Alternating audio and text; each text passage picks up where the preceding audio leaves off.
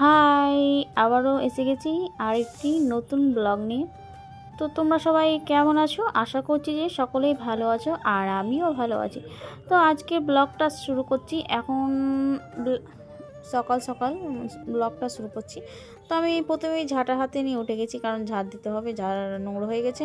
রাস্তার ধারে বাড়ি, আর ধুলোবালিটা বেশিই পড়ে, কারণ হচ্ছে যে রাস্তার ধারে বাড়ি, আর রাস্তা যে গাড়ি ঘোড়া যায় তো অনেক কি ধুলা ঢুকতেই থাকে বাড়িতে। আর এরকম রাস্তার ধারে বাড়ি যার যারা আছে তারাই বুঝবে যে রাস্তার ধারে বাড়ি এমনিতে ভালো এক হিসাবে, আর এক হিসাবে ধুলোবালি ঢুকবে, এ কারণে খুবই খারাপ।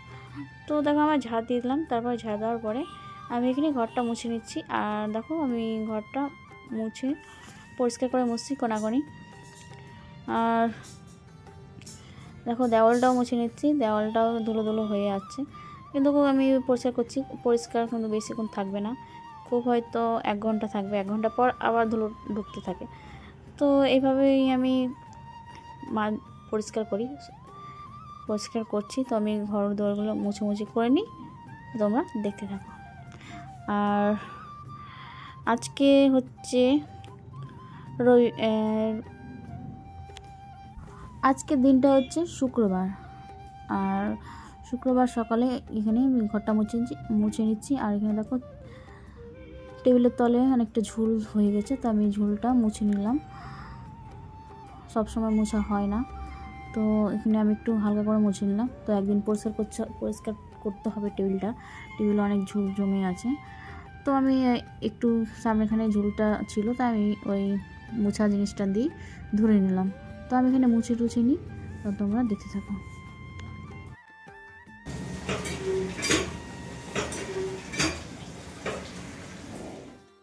তো এদিকে আমার মুছামুছি তো হয়েই গেল।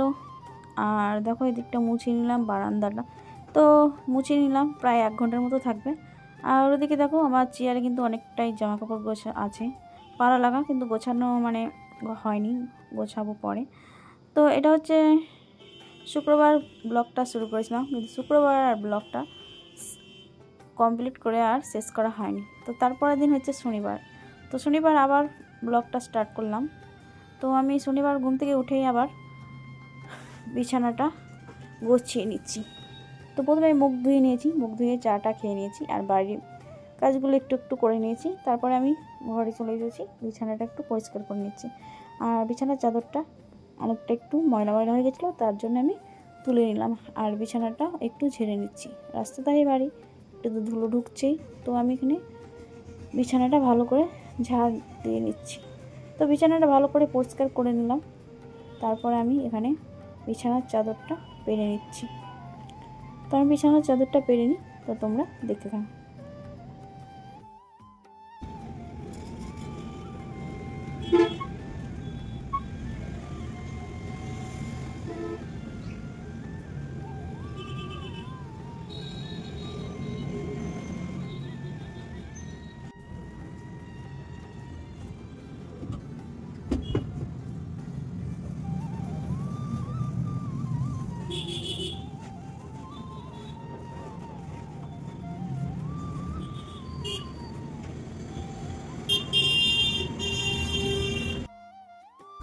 তো এদিকে আমি একা বিছানার চাদরটা সুন্দর করে টান করে পেতে দিলাম।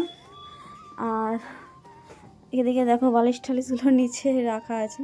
তো আমি এখন এডিটিং করছি, তার এডিটিং করতে আমি এখনই খাট থেকে নিচে পড়ে যাচ্ছিলাম,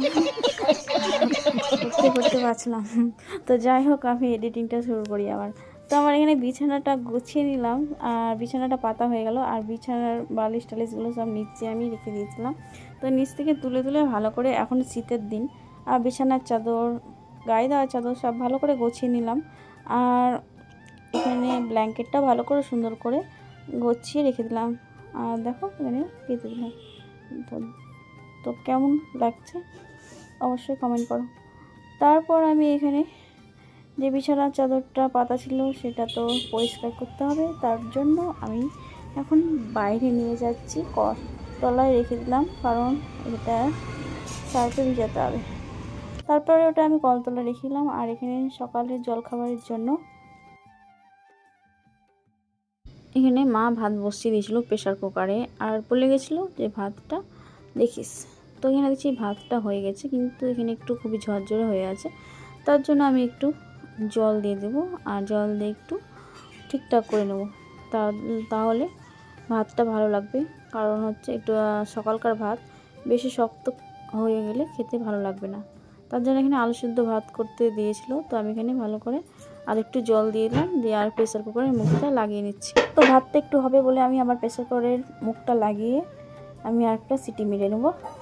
তো এদিকে আমি সিটিটা হোক ভাতটা, আর ভাতটা হতে থাকুক, আর ততক্ষণ আমি বারান্দাটা আমি একবার ঝাড় দিয়ে নিই।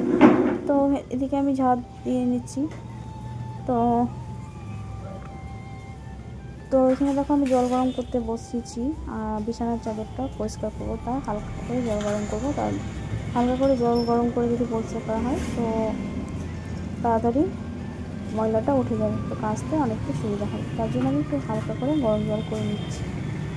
আর এদিকে আমি ঝাড়টা দিয়ে নিচ্ছি। তো ঝাড়টা দিয়ে তারপর আমি এখানে গরম জলে সার্ফ মিশিয়ে আমি বিছানার চাদরটা পরিষ্কার করে নেব, আর যা যা কাচার আছে সব ভিজিয়ে দিব। তো আমি এগুলো ভিজিয়ে নিই, আর তোমরা দেখতে থাকো। তো আমি এখানে সার্ফটা দিয়ে দিলাম গরম জল, হালকা গরম জল, আর তারপরে আমি লাঠি দিয়ে নিয়ে নিলাম, কেন না একটু হালকা গরম হয়ে আছে। আর আমি এখানে বিছানার চাদরটা দিয়ে দিলাম, বিছানার চাদরটা ভালো পরিষ্কার হবে তার জন্য হালকা গরম জল করেছি।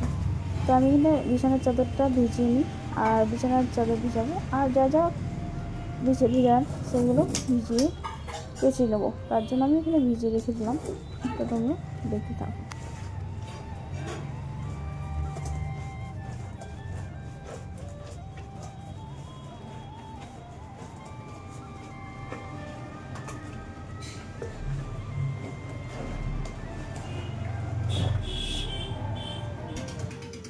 তো এখানে তো আমি বিছানার চাদরটা তো ভিজিয়ে দিলাম, তো ওটা ভিজুক ভালো করে আর একটু পরিষ্কার হয় ভালো, তার জন্য।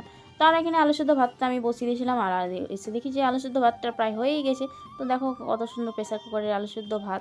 তো যারা যারা আমার মতো প্রেসার কুকারের আলু সিদ্ধ সকালে জলখাবারের জন্য ভালোবাসো, তারা অবশ্যই কমেন্ট করো আর বলো কেমন লাগে, তোমাদেরকে ভালো লাগে কি লাগে না। তো আমার তো বেশ ভালো লাগে। তারপরে ভাতটা খেয়ে উঠে আমি অফ ক্যামেরাতে এখানে বিছানার চাদর জামা কাপড় যা যা ছিল সব কেচে নিলাম, কেচে টেচে আমি স্নান করে নিয়েছিলাম। আর এখানে মা রান্না করছিল, তো মা রান্না করতে করতে একটা রান্না বাকি ছিল, মা একটু ডাক্তারের কাছে গেল, তো মা বললো এখানে রান্নাটা কর। তো আমি এখানে একটাই রান্না বাকি ছিল, তো ফুলকপি আলু দিয়ে একটা রান্না হবে কষা কষা করে, সেই রান্নাটাই আমি এখন করছি। তো এখন হচ্ছে শীতের সিজন, আর শীতের সিজনে তো ফুলকপি বাঁধাকপি এই সবই সবজি, তো খেতে তো বেশ ভালো লাগবে শীতে। তো আমি এখন এখানে সবজি রান্না করছি, ফুলকপি আলু দিয়ে একটা সবজি। তো এখানে সবজিটা রান্না করছি, তো এখানে আলুটাও ভেজে নিয়েছি আর ফুলকপিটাও ভেজে নিয়েছি লাল লাল করে। তারপরে আজকে হচ্ছে শনিবার, আর শনিবারের দিন তো নিরামিষ, পেঁয়াজ রসুন কিছুই খাই না আমরা। তো তার জন্য এখানে জিরে লঙ্কা আদা বেটে নিয়েছি, আর হলুদ লবণ দিয়ে এই হচ্ছে মশলা, আর তারপরে দিয়ে দিলাম লবণ হলুদ দিয়ে এটাকে ভালো করে কষিয়ে নিচ্ছি। আর এখানে দেখো আমি কষিয়ে নিচ্ছি, রান্নাটা ভালো করে এই পড়ে যাচ্ছিলো এখন, ভাগ্যিস পড়েনি, উল্টে যেত এখনই। তা আমি এখানে সানাসি দিয়ে ভালো করে ধরে নিলাম, আর এখানে রান্নাটা ভালো করে কষিয়ে নিচ্ছি। আর রান্না যদি ভালো না হয় তো খাওয়ার টাইমে কিন্তু অনেক কথা শুনতে হবে, তাই রান্নাটা মন দিয়ে করতে হবে, আর রান্নাটা ভালো না হলে রান্নাটার বকনা শুনতে হবে। তো যাই হোক আমি রান্নাটা ভালো করে মন দিয়ে করি। তো এখানে রান্নাটা করছি, আর মা গেছে ডাক্তারের কাছে, আমি কিন্তু রান্নাটা করে নিই ভালো করে। আর এখানে দেখো কষাটা হওয়ার পরে জল দিয়ে দিয়েছিলাম হালকা করে, আর এসে দেখছি যে এখানে আলু টালু সিদ্ধ হয়েই গেছে। তো দেখো এখানে ফুলকপি আলুর তরকারিটা রান্না করছি, আর লাস্টে বেলায় একটু গরম মশলা দিয়ে দেবো। তো আমি এখানে রান্নাটা করি, তো তোমরা দেখতে থাকো।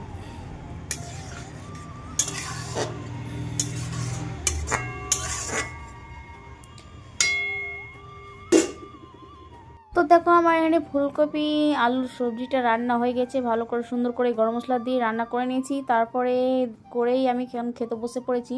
আর এখানে দেখো আজকে কিন্তু শনিবার নিরামিষ, আজকে রান্না কিন্তু বেশি কিছু হয়নি।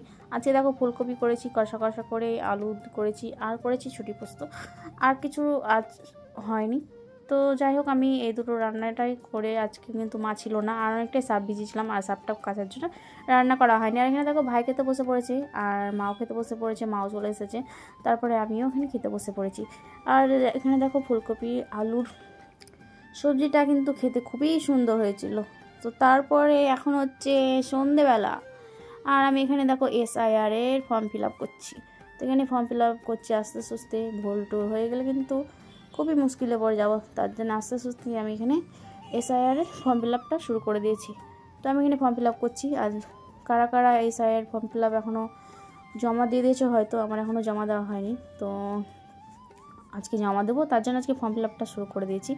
তো আমার এখানে ব্লগটা এখানেই শেষ করছি। আর আমার ব্লগটা যদি তোমাদের ভালো লাগে তো অবশ্যই একটা লাইক কমেন্ট করতেই পারো, আর কেমন লাগলো কমেন্ট করে জানাবা। আর যারা যারা আমার চ্যানেলে এখনও পর্যন্ত নতুন, তারা প্লিজ চ্যানেলটিকে সাবস্ক্রাইব করে আমার পাশে থাকো। আর দেখা হচ্ছে আবার অন্য কোনো ব্লগে। তো তোমরা সবাই ভালো থেকো, আর সবাইকে টাটা।